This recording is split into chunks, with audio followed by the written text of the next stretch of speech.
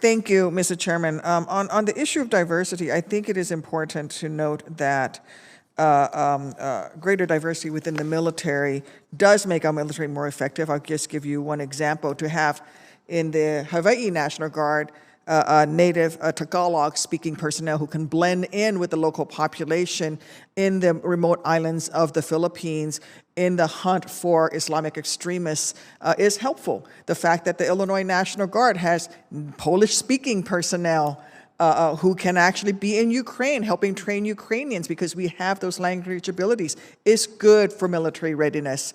I speak Thai. The fact that I could speak with my Thai military counterparts when I was wearing the uniform of this great nation was helpful to military readiness. To have native Thai speaking and Indonesian speaking soldiers who can participate in Cobra Gold and in Garuda Shield is helpful to this nation and in fact helps with our readiness.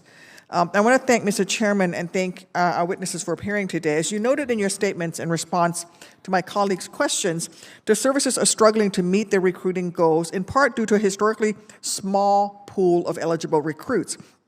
And I appreciate your department's efforts to address the many causes of this problem, but I do think we need to also talk about other ways to expand that recruiting pool.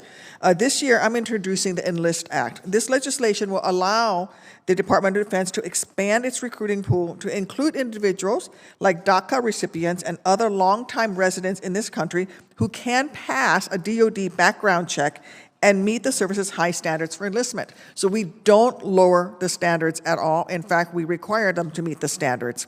While maintaining the department's security standards, the Enlist Act will aid the service's recruitment efforts by allowing a highly skilled and motivated individuals to succeed in the military.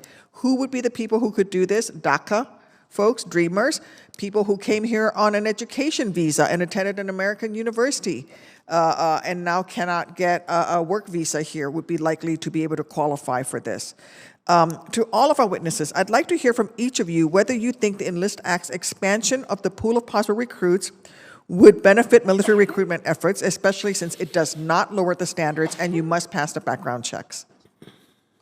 Senator Duckworth, I'm familiar with the legislation. I'm committed to working with you, as I am with the rest of the department, to ensure that we can address the ultimate goal here, which is how do we expand the pool of qualified and interested and engaged applicants to join the armed forces. I will just say that, certainly there's ways we can work through the considerations that you identified in your question, such as making sure that we provide the right background checks and that they meet our standards.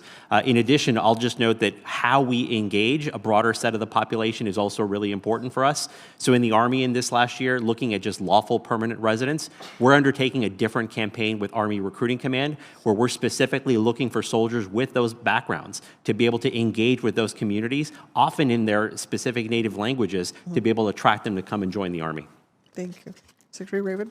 Thank you, Senator. Same answer. Expanding the pool of candidates is very important to the Navy and Marine Corps. And let me tell you just one story. I visited a ship recently where I saw a sailor who was a little bit older than you'd expect. He had grown up in Nigeria, came to this country, got a green card, and was just inspired by what the Navy could offer him. And so he joined and is now beginning his time in the Navy. It's an inspiring story, especially for someone who grew up so far away. So I think offering these types of opportunities to more people is a very worthy goal. Thank you. Secretary Jones? Senator, I agree that any path to expanding the pool of applicants that can meet our high standards is valuable.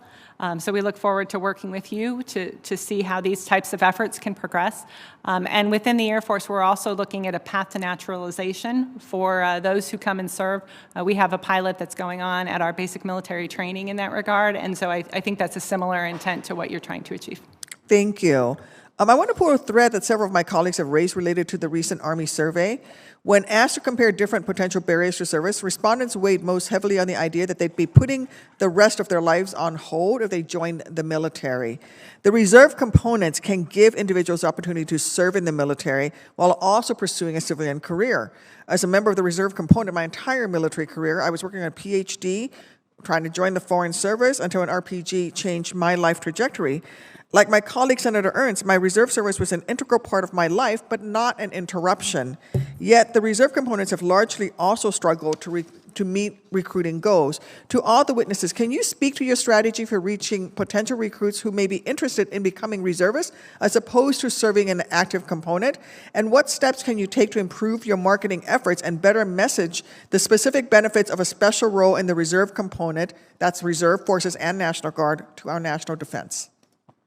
Senator Duckworth, I fully agree with you, and I think one of the first things that we did starting last year was to surge the marketing and advertising budget and the number of recruiters that are working on specific recruiting for the reserve component. I think another thing that we need to do in response to this specific issue is to address and identify and educate on the range of career options and flexibilities that a career in Army Reserve would afford a young American. You know, whether you've had some college experience, you have experience in a certain career field, and you want to learn something different, this is a place where you can possibly learn and get training to achieve your career ambitions, even if you want to try something different.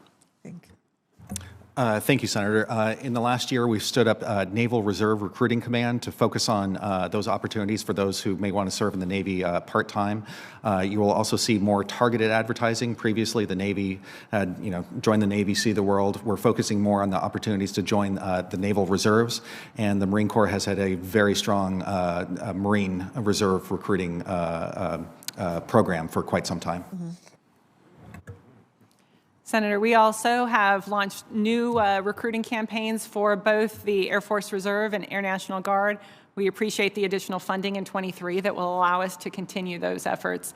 One thing that we have seen as a challenge that's impacting our numbers is our high retention that is impacting those who previously served moving on to the Guard and Reserves. So we're having to expand the pool that we consider for the Guard and Reserve for those who have never previously served, and looking for new ways to do that. But again, appreciate the additional efforts from the Congress that allow us to do that. Thank you. So I yield back to the chairman. I also want to mention the Lionesses who demonstrated the importance of having diversity, because to have that all-female Marine Corps unit allowed us to gather intelligence and interact with women in Afghanistan in a way that all-male units could never do.